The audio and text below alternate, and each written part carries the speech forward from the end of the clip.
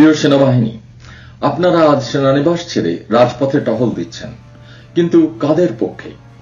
2 দিন আগে আজিমপুরে যে সুকোমল শিশুগুলি শহীদ হওয়ার প্রতিজ্ঞা নিয়ে রুটিবেলার বেলুনি হাতে বিদ্যালয় ছেড়ে রাজপথে এসে দাঁড়িয়েছিল, তাদের পক্ষে, নাকি স্বৈরাচার কিংবা কোনো বিদেশি শক্তির হুকুমের দাস হয়ে শিশুগুলির বিপক্ষে দাঁড়িয়েছেন? ইতিহাস আপনাদেরকে প্রশ্ন করছে।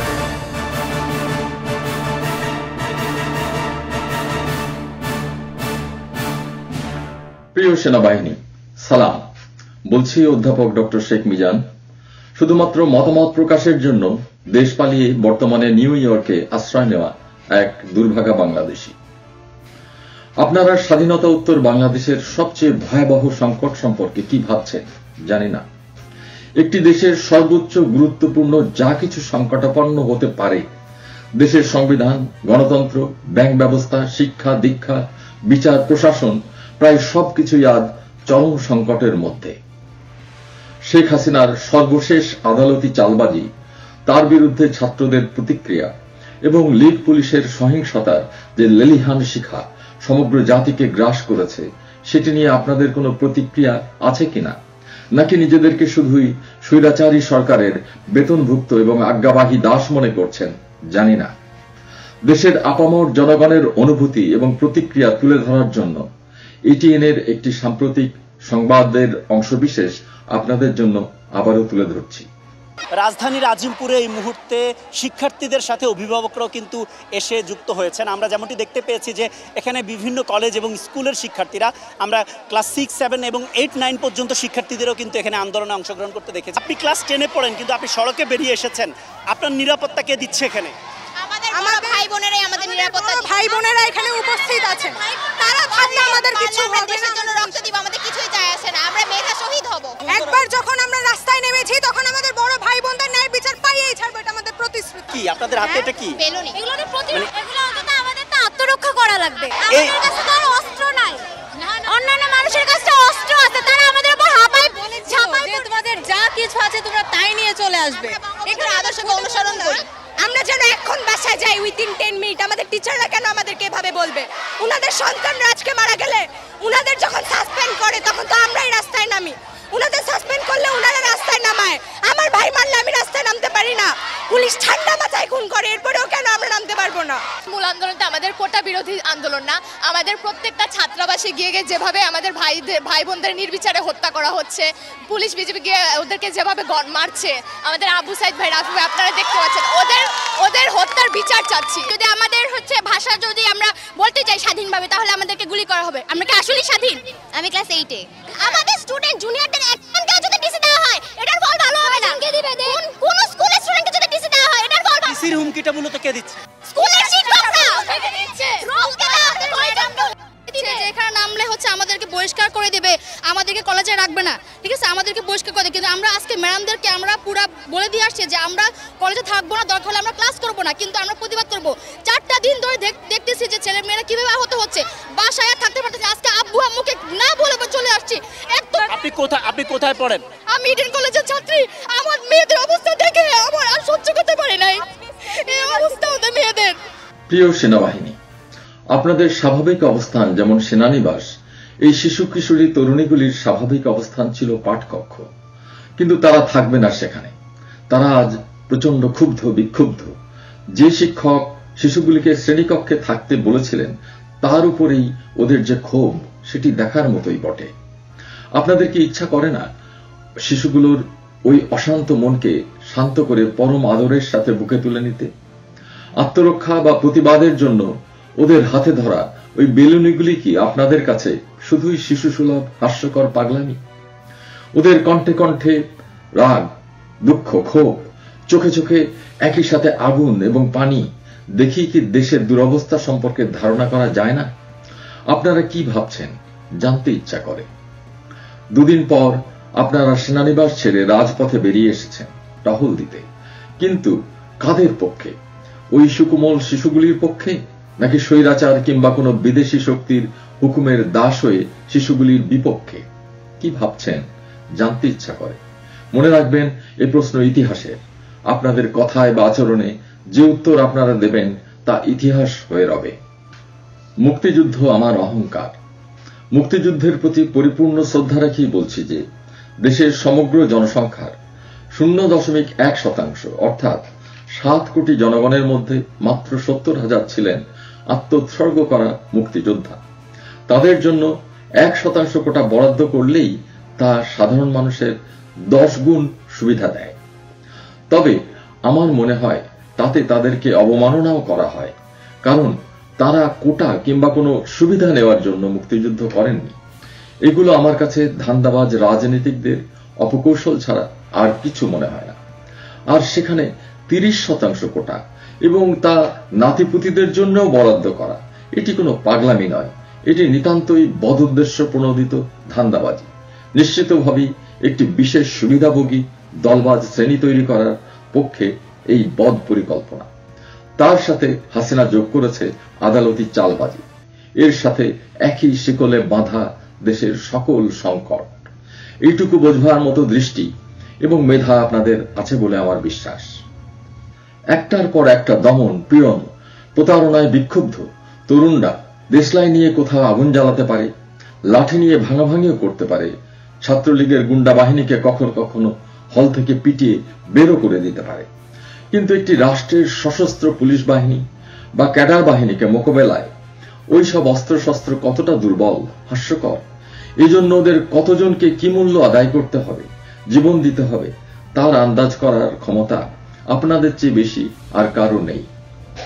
আপনারাই সবচেয়ে ভালো বোঝেন আধুনিক কোন রাষ্ট্রশক্তি যদি নিষ্ঠুর, স্বৈরাচারী, নিপীড়নকারী, অন্যায়কারী হয়, তাহলে জনগণের কোনো সাধ্য নেই তার মুখোমুখি দাঁড়ানোর। তারা ক্ষোভে অন্ধ হয়ে ঝাঁপিয়ে পড়তে পারে, কিন্তু তাতে শয়ে শয়ে বা হাজারে হাজারে মৃত্যুবরণ করতে পারে শুধু, যা আপনারা আগে থেকেই জানেন এবং অনভিজ্ঞ জনগণ বর্তমানে শিখছে জীবন দিয়ে। দেশের অন্যান্য সমস্ত প্রতিষ্ঠান কলুষিত, ধ্বংস হওয়ার পরেও যদি নির্বাচনী ব্যবস্থাটুকু অবাধ এবং নিরপেক্ষ থাকত, তাহলে জনগণ ধীরে ধীরে হলেও ধৈর্য ধরে সেই পদ্ধতিতে সমাধানের দিকে এগুতে পারত। কিন্তু শেখ হাসিনা এবং আওয়ামী লীগ সেই ব্যবস্থাটিকেও সম্পূর্ণ ধ্বংস করেছে। ক্ষমতাসীন রাজনৈতিক নেতা, তাদের ক্যাডার, কর্মী, পুলিশ, ডিবি সবই আজ নির্বিবেক, নৃশংস লুটেরা। তাদেরকে ক্ষমতা থেকে শান্তিপূর্ণভাবে অপসারণে কোনো উপায় তারা খোলা রাখেনি। এমত অবস্থায় নিশ্চয়ই অনুধাবন করতে পারছেন যে জনগণের হাতে দেশের মালিকানা ফিরিয়ে দেবার সর্বশেষ ভরসা হিসেবে থাকেন আপনারা, সেনাবাহিনী। একমাত্র আপনাদের হাতেই আছে ওদের বিরুদ্ধে রুখে দাঁড়ানোর জন্য যথেষ্ট অস্ত্রশস্ত্র এবং প্রশিক্ষণ। এই অবস্থায় সেনাবাহিনীর মুখের দিকে তাকানোটা নিশ্চয়ই জনগণের জন্য অন্যায় হয় না। যতই হোক, সেনাবাহিনীর বেতন ভাতা থেকে শুরু করে অস্ত্রশস্ত্র, প্রশিক্ষণ সবই তো জনগণের অর্থে, জনগণের সুরক্ষার জন্য। ক্ষমতাসীন স্বৈরাচার একটি নীতি প্রচার করার চেষ্টা করে থাকে যে সকল সশস্ত্র বাহিনী হচ্ছে রাষ্ট্রের প্রতিষ্ঠান, তারা সম্পূর্ণ রাজনীতি নিরপেক্ষ থাকবে এবং রাষ্ট্রীয় নির্বাহীদের হুকুম তামিল করবে। এটি যে কত নিকৃষ্ট প্রতারণা, ভণ্ডামি এবং ধূর্তামি তা বাংলাদেশের পুলিশ বাহিনীর কার্যক্রমের মধ্যে দেখতে পান নিশ্চয়ই। আর সেনাবাহিনীর কার্যক্রমের ব্যাপারেও স্মরণযোগ্য যে মেজর জেনারেল মঈনুদ্দিন আহমেদ পাশ্চাত্যের তথাকথিত সভ্য দেশগুলির ইচ্ছায় এক আগাদতে রাষ্ট্র ক্ষমতার নিয়ন্ত্রণ নিয়েছিলেন এবং তারপর বর্তমানে স্বৈরাচারী দলটিকে ক্ষমতায় অধিষ্ঠিত করে যান। এই বিষয়টির উপর বিশদভাবে গণতন্ত্র পুনরুদ্ধারে পাশ্চাত্য সহায়তা কতখানি নির্ভরযোগ্য, পর্ব 3 সেনাবাহিনী কার, এই শিরোনামে একটি পোস্ট ইউটিউবে গত 29 মার্চ 2024 দিয়েছি। পোস্টের লিংক নিচের বিবরণে এবং এই ভিডিওটির শেষে দিয়েছি। অর্থাৎ সর্ব অবস্থায় সেনাবাহিনীর রাজনীতি নিরপেক্ষ থাকার এই সব নীতিমালা আগাগোড়া প্রতারণা এবং ভণ্ডামি। রাজনৈতিক নেতারা চায় না সংবিধানের সাথে বিশ্বাসঘাতকতা কিংবা গণতন্ত্র ধ্বংস করা এবং অস্ত্রশস্ত্র অপব্যবহারের ব্যাপারে সেনাবাহিনী মাথা ঘামার। যদি কখনো উচ্চবাচ্য করে, তাহলে কঠিনতম শাস্তি দিতে তারা কুণ্ঠাবোধ করে না। যেটি দেখাতে বর্তমান সরকার কতখানি চেষ্টা করেছে তাও আপনারা জানেন। আমি জানি না আপনাদের কতজন তাতে কতটুকু ভয় পেয়েছেন। তবে যাদের মধ্যে দেশপ্রেম, মানবতার প্রতি প্রেম এবং ন্যায় নীতির প্রতি কোনো শ্রদ্ধা থাকে, তাদের ও ধরনের ভয় ছুঁতে পারে না বলেই আমি বিশ্বাস করি। এ প্রসঙ্গে বেসামরিক জনগণের পক্ষ থেকে সেনাবাহিনীর কাছে আমার ক্ষমা প্রার্থনা করার একটি বিষয় আছে বলে মনে করি। এই সুযোগে সেটি বলতে চাই। 1975 সালে সেনাবাহিনীর কিছু টকবগে কনিষ্ঠ অফিসার নিজেদের জীবনের সর্বোচ্চ ঝুঁকি নিয়ে জাতিকে বহুদলীয় গণতন্ত্র ফিরিয়ে দিয়েছিলেন। তারা সকলেই ছিলেন রণাঙ্গনের অকুতভয় বীর মুক্তিযোদ্ধা। তারা কোনো বেতন ভাতা, কোটা কিংবা কোনো প্রকার সুবিধা পাওয়ার জন্য তা করেননি। সম্পূর্ণভাবে দেশমাতৃকার স্বাধীনতা, জনগণের মানবিক এবং গণতান্ত্রিক অধিকারের জন্য জীবন বাজি রেখে যুদ্ধ করেছিলেন। নিশ্চয়ই রণাঙ্গন ফেরত ওইসব যোদ্ধাদের রক্তের ভেতরে তখনও জ্বলছিল মুক্তিযুদ্ধের আগুন, আশা এবং স্বপ্ন।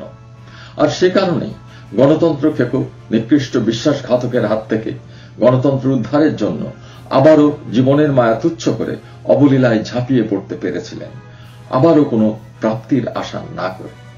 কিন্তু সবচেয়ে দুঃখজনক বিষয় হল, জাতি কখনো তাদের সেই অসীম সাহসিকতাপূর্ণ অবদানের মূল্যায়ন করেনি।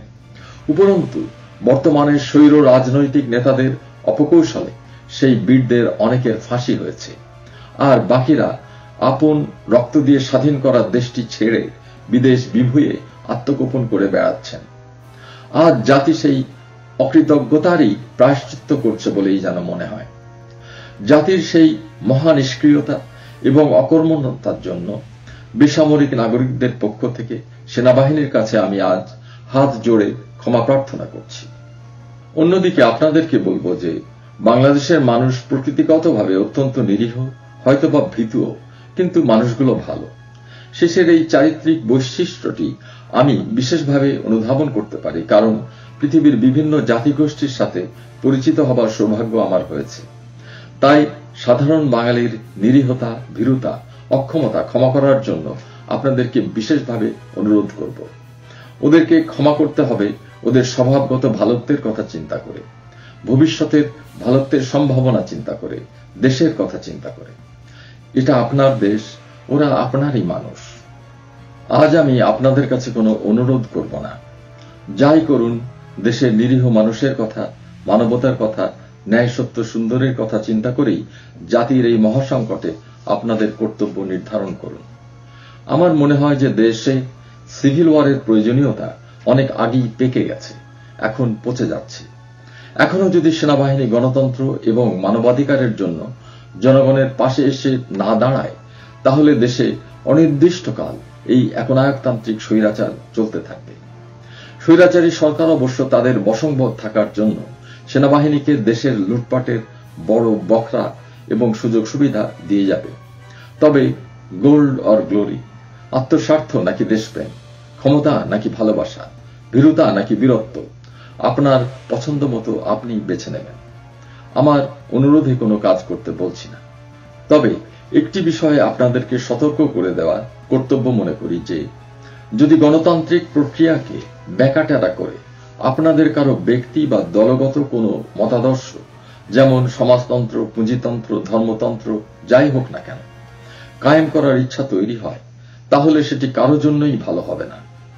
শুধুমাত্র জাতিসংঘের মানবাধিকার সনদকে সামনে রেখে গণতান্ত্রিক প্রক্রিয়াকে অবাধ ও সুষ্ঠু রাখতেই আপনাদের সশস্ত্র সাহায্য ন্যায়সঙ্গত, অপরিহার্য এবং অমূল্য।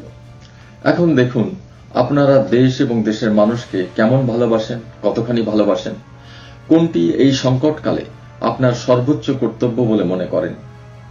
পরিশেষে বেলুনি হাতে সশস্ত্র, মৃত্যুকে তুচ্ছ করে রাস্তায় জীবন দিতে আসা স্কুলের বাচ্চাগুলোর কথা আবারও স্মরণ করতে অনুরোধ করব। সালাম, সকলে ভালো থাকুন।